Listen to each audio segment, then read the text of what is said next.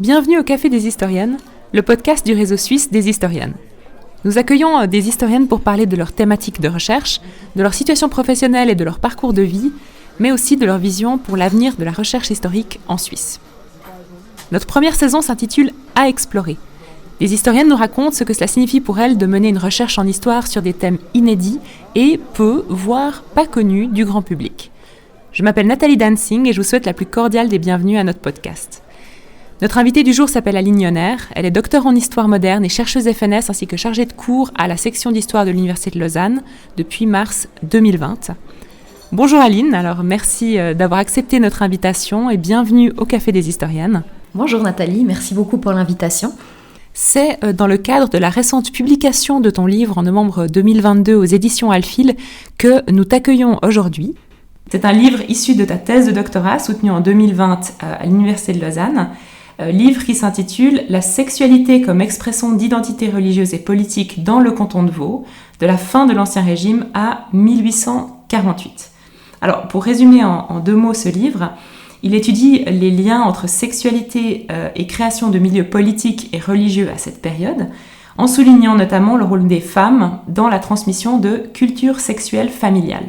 Alors tu t'es penché pour ce faire, si j'ai bien compris, sur l'exemple de la commune de Payerne dans le canton de Vaud, et tu mobilises un large corpus de sources, dont des pétitions ou des registres paroissiaux que tu analyses avec des méthodes quantitatives et qualitatives. Alors, première question sur la genèse de ton travail, comment est-ce qu'on en arrive à ce sujet de recherche ? Oui, alors, j'ai commencé ce sujet de recherche directement après mon mémoire de master que j'avais fait à l'Université de Lausanne avec Sandro Goudzieb, où j'avais déjà fait un sujet de mémoire où je m'étais concentrée sur les conceptions prénuptiales, donc les femmes qui sont enceintes avant le mariage au XVIIIe siècle. Et c'est en enchaînant finalement sur cette question, en discutant avec Sandro Goudzieb, qui lui-même était en train de monter un projet FNS sur des questions de sexualité, de milieu, de culture sexuelle, où il a pu m'intégrer dans son projet, et où j'ai pu explorer beaucoup plus loin que la seule question des conceptions prénuptiales, et intégrer d'abord la question politique, qui était aussi, on va dire, dans le cahier des charges du projet. C'était l'idée de faire une comparaison entre ce qu'on observait en Valais catholique et dans le canton de Vaud protestant. Et puis, plus ma recherche avançait, plus je voyais que la religion était essentielle. Et ça s'est rajouté après, en fait, la question de la religion, qui était éminemment liée à des questions politiques pour le 19e siècle, en Suisse en général, mais dans le canton de Vaud aussi. Alors justement, tu mentionnes le fait que tu es arrivé à mêler plusieurs thématiques dans le cadre de ta recherche. Alors cette première saison du Café des Historiennes s'intéresse aux thématiques peu connues du grand public, un peu étudiées, et c'est le cas de cette thématique de recherche. Est-ce que tu pourrais nous expliquer un peu à quel niveau cette recherche était inédite ? Oui, peut-être commencer par te dire tout ce qui était pas étudié finalement, ou étudié, je trouve, d'une manière qui me satisfaisait pas complètement. Enfin, je pense que quand on fait de l'histoire, c'est pas que l'histoire doit partir d'une frustration, mais en tout cas, dans mon cas, c'est souvent ça en fait. Une frustration de quelque chose qu'on connaît pas, où on a l'impression que c'est pas expliqué comme on voudrait. Et pour moi, c'était le cas par rapport à la sexualité et par rapport à la politique. Donc le premier point, c'était vraiment la sexualité. J'avais cette impression, que j'ai encore un petit peu, des fois quand je regarde l'historiographie sur la question de la sexualité, qu'on avait une image très polarisée de la sexualité pour, on va dire, tout ce qui vient avant le XXe siècle. On avait d'un côté une sexualité des élites qui est transmise par la littérature, une espèce de sexualité assez libre. Et puis, une sexualité paysanne, ou une sexualité des gens normaux, qui représentent quand même, à cette époque, plus de 80% de la population, dont on ne savait pas grand-chose, ou alors on avait cette impression que ils avaient une sexualité dont on ne parle pas, simplement parce qu'ils n'ont pas laissé de source où ils en parlent. Évidemment que je n'ai pas répondu à un dixième des questions sur ce sujet, mais c'était une de mes premières motivations de me dire, de refaire une histoire sociale de la sexualité en fait, et la même chose pour la politique, d'insérer la question politique, où là aussi on a une image du 19e siècle, 18e, 19e siècle, où on connaît bien les opinions politiques des leaders politiques, où on sait ce qui se passe dans les assemblées, etc.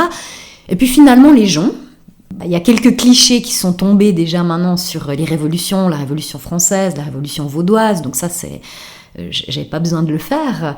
Mais pour ce qui vient après, à mon avis, c'était encore complètement inexploré, comme tu le dis. Et alors les deux ensemble me permettaient d'explorer l'un et l'autre. Mais du coup, comment est-ce qu'on arrive avec des sources au niveau des gens, justement, au niveau des gens, de la sexualité? Ouais. Peut-être d'abord, comment ça se répond, si tu veux, ces deux.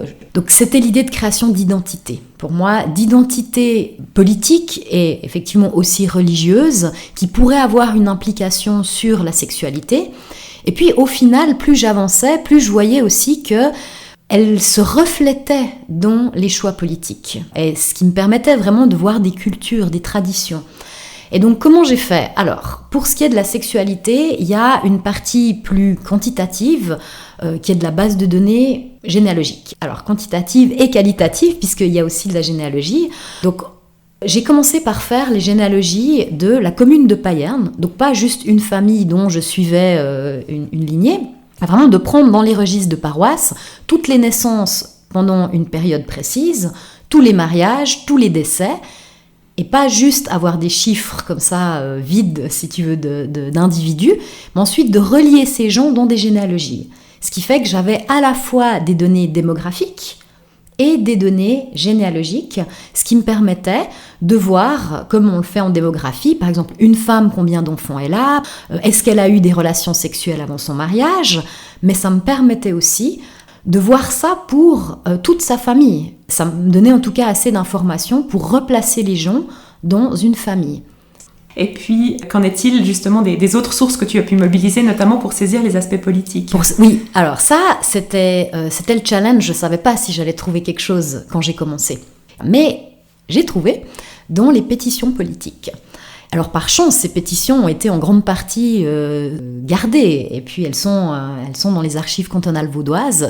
Donc à partir de la moitié, on va dire, du 19e siècle, 1820 à peu près, 1820-1830, l'essor du libéralisme, on a vraiment une explosion de pétitions politiques qui sont signées par des individus, des hommes principalement, mais aussi parfois des femmes, et ils mettent leur nom dessus. Et comme j'avais les bases de données généalogiques, eh ben, ça me permettait d'identifier ces gens. Donc là encore, c'est quelque chose de vraiment très spécifique, je dirais, à mon travail. Donc j'ai fait tout un travail pour vérifier que les gens qui signaient les pétitions politiques étaient bien ceux que j'avais identifiés dans ma base de données généalogique.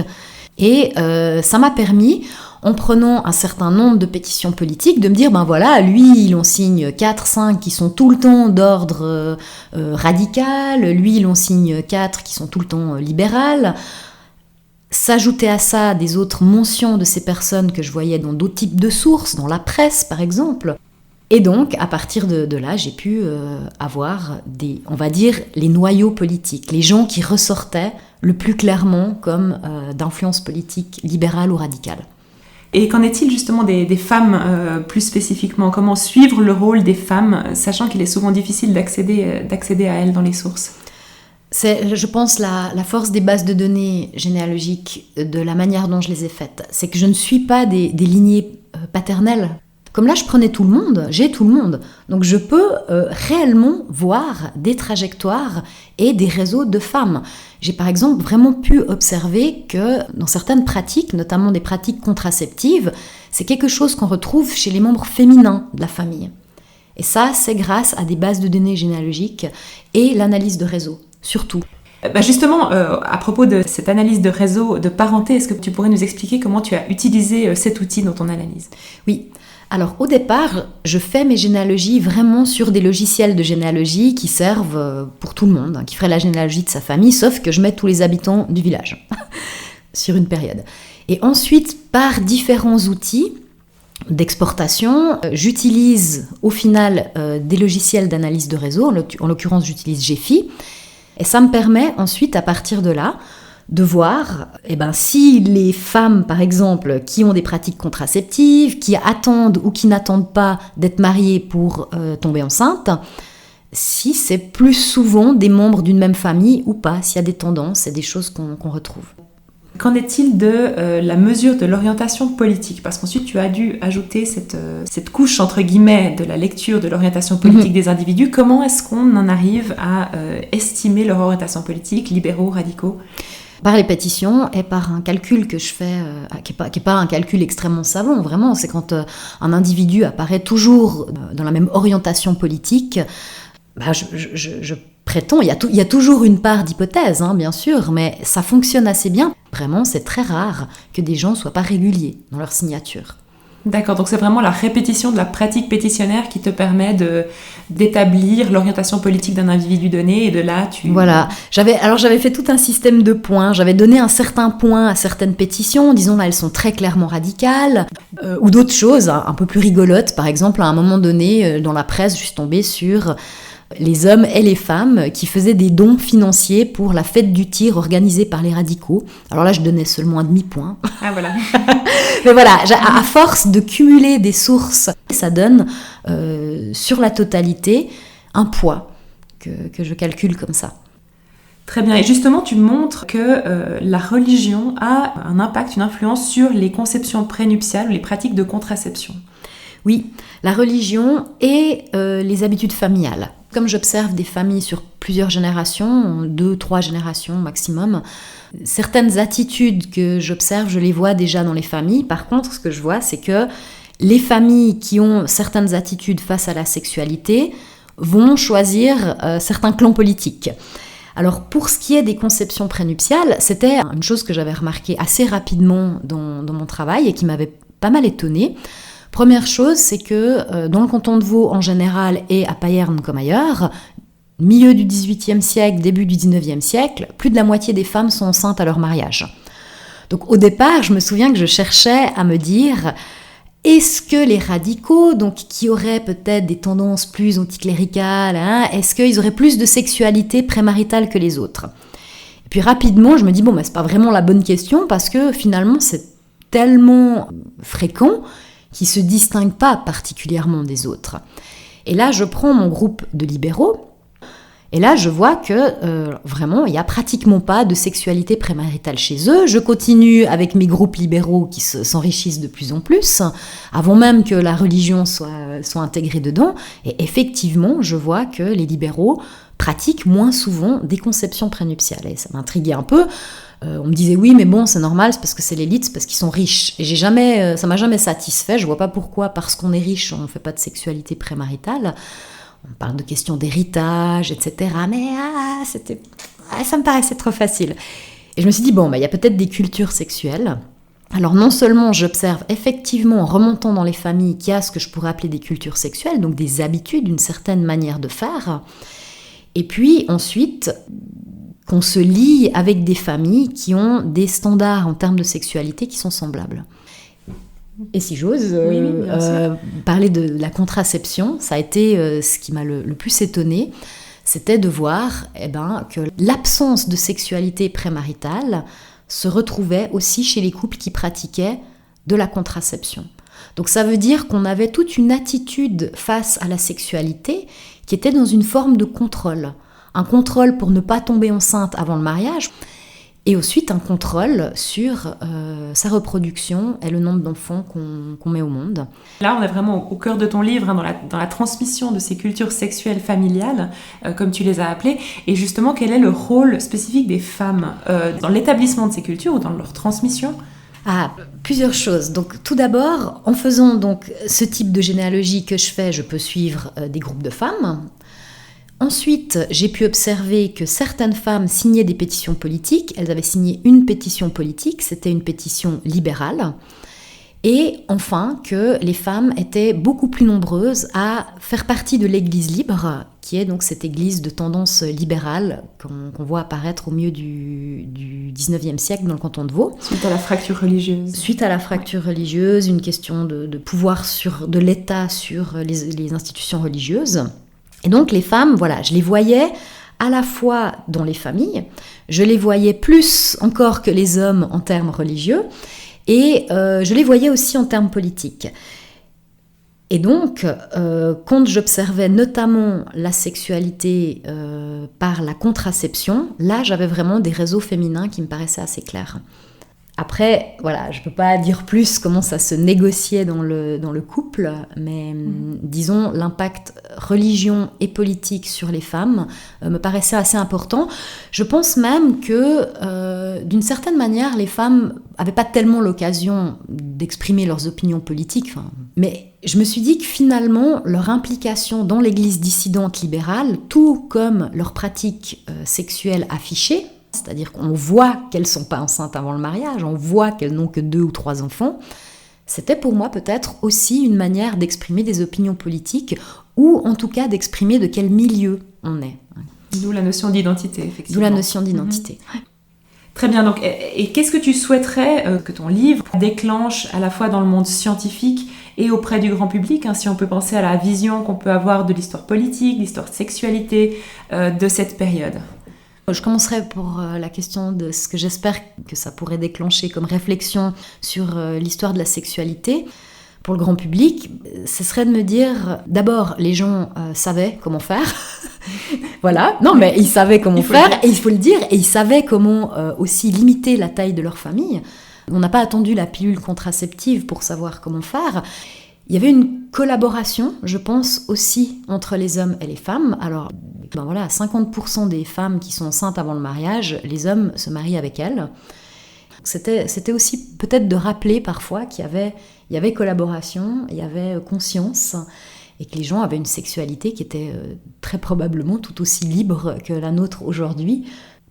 Et par rapport à la politique, la même chose, que les gens avaient des opinions, que les gens faisaient des choix, en fait, qui n'étaient pas toujours dirigés par des raisons totalement financières, par des dépendances face à des élites, à des pouvoirs, etc. Voilà, moi, en fait, je crois que ce que j'aime bien dans ce type de recherche, et dans ce que je fais, c'est des fois de dire, il n'y a pas de quoi fouetter un chat. Et je trouve que c'est super important de rappeler en fait que des sujets qui sont très polarisants, comme la sexualité, comme la politique, et encore, quand on les met les deux ensemble, je te raconte pas. En fait, c'est ce que j'aime aussi dans cette approche micro-historique, de parler d'individus précis dont on ne connaît rien a priori. Je ne suis pas dans leur chambre à coucher, je ne connais pas leur drame amoureux, leur drame sexuel, mais... Voilà, les gens vivaient, en fait. Et ça, je pense qu'on peut vraiment montrer via l'approche micro que tu as mobilisée. C'est vraiment d'arriver au niveau des gens. On arrive au niveau des gens et on voit qu'on fait de la politique. On fait de la politique au bistrot, mais on fait aussi de la politique dans la rue, dans les églises. On fait de la politique. On a des opinions. Écoute, je te remercie beaucoup pour ce partage de la problématique et des résultats de ton livre. Dans la deuxième partie de cet entretien, j'aimerais aborder un petit peu ton parcours de chercheuse. Et tu as un parcours qu'on pourrait nommer inhabituel ou atypique, je pense qu'on peut le dire, dans le milieu de la recherche. Est-ce que tu peux nous expliquer un petit peu ton parcours et comment tu en es arrivée à faire de la recherche en histoire dans ta vie ? Alors, je ne sais pas par où je dois commencer. Oui, j'ai fait un apprentissage avant de venir à l'université. Donc, j'avais commencé le gymnase. Voilà, là, on commence le gymnase. Bon, j'avais arrêté au bout de 6 mois, ça ne me convenait pas, je ne savais pas ce que je voulais faire. Je ne voyais pas l'intérêt d'étudier. Alors, j'avais dit, je veux faire un apprentissage, je veux gagner de l'argent, je veux travailler. J'ai fait un apprentissage, j'ai travaillé. Voilà, j'ai gagné pas beaucoup d'argent. Et tu étais dans le milieu... Je travaillais dans une pharmacie à l'époque, voilà. Et à un moment, ça me nourrissait quand même pas assez. Je savais pas encore exactement ce que je voulais faire, mais ce qui m'appelait, ce qui m'intéressait à l'origine, c'était l'archéologie. Et alors voilà, ça me paraissait un espèce de rêve un peu fou, un peu absurde. On veut pas être archéologue quand on est assistante en pharmacie, enfin voilà. Et puis, j'ai entendu parler de cette école, le PrEP, qui permettait de faire l'examen d'entrée de l'université de Lausanne. Mais ça demande beaucoup de travail, petit investissement financier aussi, parce qu'il faut vivre quand on reprend des études comme ça, surtout sachant que j'avais pas de bourse, parce que c'était une école privée, c'était un examen, c'est pas une formation. J'ai eu la chance d'avoir des petites bourses d'études après. Donc tu décides de te remettre aux études, tu passes le PrEP. Je passe le PrEP, je fais de l'archéologie, voilà, j'étais très contente. Et je me souviens que à la fois au préalable, les examens d'histoire, c'était ceux que j'avais préféré préparer, autant qu'on puisse aimer préparer un examen. Et plus j'avançais dans mon parcours, plus je réalisais vraiment que c'est ce qui me plaisait. Alors, à un moment, j'ai dû décider où je faisais mon mémoire. C'était un petit crève-cœur. J'aime encore beaucoup l'archéologie. C'est encore toujours quelque chose qui m'intéresse. Mais l'histoire, tout d'un coup, ça me stimulait vraiment. Et l'histoire sociale en particulier. Et ça, c'est la rencontre avec Sandro Guzzi. Vraiment. Je me souviens, je vais dans son bureau pour discuter avec lui s'il voulait bien me prendre pour faire un mémoire. Je ne le connaissais pas encore. Je n'avais pas fait de cours avec lui à l'époque. Et je commence à discuter avec lui, je ne savais pas forcément qu'il faisait ce type de travaux. Puis je lui dis, moi j'en ai assez, on fait de l'histoire sur 20% des gens et on ne parle pas de 80% des autres personnes. Et je crois que c'était vraiment une rencontre avec Sandro Guzzi. Il dit souvent, lui, et je crois que c'est une phrase qu'il a repris de Giovanni Levi, le micro-historien, il dit toujours, moi, faire de l'histoire qui ne me parle pas de mes grands-parents, ça ne m'intéresse pas. Voilà. Et alors je lui vole la réplique qu'il a lui-même volée. J'avais besoin de trouver une histoire qui me parlait de moi, qui me parlait de toi, qui parlait de nous, en fait. Et ensuite, tu t'es lancée dans un doctorat suite à ton mémoire. Oui. J'aurais 2 questions. La première, c'est quelles ont été tes conditions de vie en te remettant aux études avant le doctorat qui a été financé par un fonds FNS? Est-ce que ça a été difficile de se remettre aux études en étant un petit peu plus âgée peut-être que la plupart des personnes? Ça a été moins difficile que ce que je pensais. Voilà, j'étais plus vieille, mais j'avais pas 40 ans non plus. À l'époque, quand j'ai repris les études, j'avais 27 ans. Donc c'était pas non plus une différence d'âge astronomique. Après, c'est vrai que j'avais pas une vie estudiantine tellement. J'allais pas forcément sortir, faire la fête. J'ai pas vécu toute cette partie estudiantine. Mais je me suis fait des amitiés vraiment qui durent. Et par rapport aux finances, se remettre aux études Ça, on va pas se voiler la face, c'est difficile. J'avais pas de famille déjà. Je vivais avec mon copain, ça aide aussi. Je pense que si tu es tout seul, c'est plus difficile. Donc j'avais une bourse d'études de l'État de Vaud à partir de la 2e année, qui aide bien, vraiment qui aide bien, mais tu peux pas vivre avec ça complètement. Ça te fait quelques 1500 francs par mois, voilà. Donc à côté, je travaillais, j'avais des petits jobs, et puis je dépensais peu. Mais ça allait, j'ai jamais eu l'impression d'être frustrée ou quoi que ce soit, mais je crois vraiment que c'est parce que j'avais la chance d'habiter avec quelqu'un, qu'on pouvait se partager les frais et que j'avais cette bourse.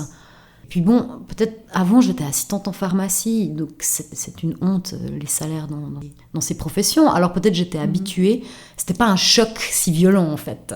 Habituée à économiser. Ouais, c'est ça qui est bien. Les jobs où tu es mal payé ou qui sont pas reconnus comme ceux dans la vente, etc., c'est que c'est pas si difficile de les quitter. Qu'est-ce que ça a été intellectuellement pour toi de te remettre aux études? Est-ce que tu as l'impression que ton expérience de vie précédente a constitué un apport pour la manière dont tu as abordé les lectures, ta formation intellectuelle à l'université? Ça va dans les 2 sens. J'aurais presque envie de te répondre d'abord à l'envers. Pour moi, ça a été comme si j'étais affamée puis que tout d'un coup, je pouvais me nourrir. C'était incroyable. Quand t'as pas trouvé ce qui te plaît, quand t'as pas trouvé une thématique à étudier, un type de recherche qui t'intéresse, tu peux lire des livres, tu peux regarder des reportages, mais tu vas jamais aller aussi au fond des choses, ce qui est tout à fait normal d'ailleurs, il n'y a pas besoin, mais moi personnellement, je vois que ça me frustrait un petit peu. Et tout d'un coup, de pouvoir avoir accès à tout ça, et ça m'a vraiment stimulé ma curiosité encore plus. Donc dans ce sens-là, vraiment, ça a été très enrichissant de reprendre des études. Et dans l'autre sens, peut-être que mon approche, des fois un peu pragmatique, ou c'est peut-être un peu gonflé de dire ça, mais je pense que ça demande un petit peu de courage ou de confiance en soi pour pouvoir avoir une telle approche face à son objet. Ça, je pense que c'est d'avoir fait autre chose avant, d'avoir été un peu plus âgé, peut-être d'avoir plus rien à prouver, en fait. Et à partir du moment où tu n'es plus en train d'avoir besoin de me prouver quoi que ce soit sur tes capacités, tu commences à t'intéresser sincèrement aux choses. Et ça, je pense que tu l'obtiens quand tu as fait quelque chose avant. Ouais, d'avoir l'expérience de vie avant. Ouais. Et quelle a été donc ta situation professionnelle durant la thèse? Et on va pouvoir faire le lien avec ce que tu fais à présent.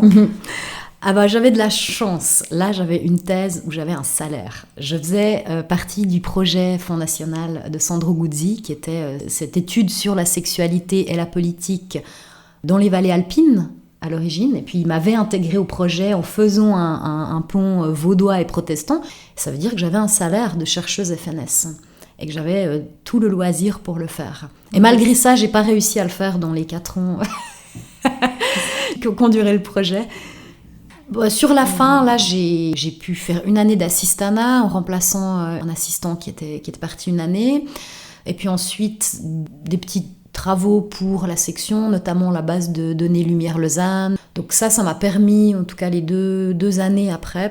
Après, pour être tout à fait honnête avec toi, la dernière année, celle où je finis de rédiger, où il y a le colloque de thèse, là je gagnais plus rien et je vivais sur ce que j'avais économisé. Peut-être que c'est là aussi que mon expérience de vie précédente m'a servi. J'ai toujours mis de l'argent de côté pendant tout le processus. Ouais, mais c'est intéressant. Et puis c'est bien, je trouve, de mentionner ces aspects très matériels et pratiques de la vie de doctorant, de postdoc aussi éventuellement. C'est que ça influe énormément sur la manière dont on vit et dont on aborde la recherche. Mais bien sûr, si tu n'es pas dans un projet FNS, que tu dois te financer toi-même, ça change complètement.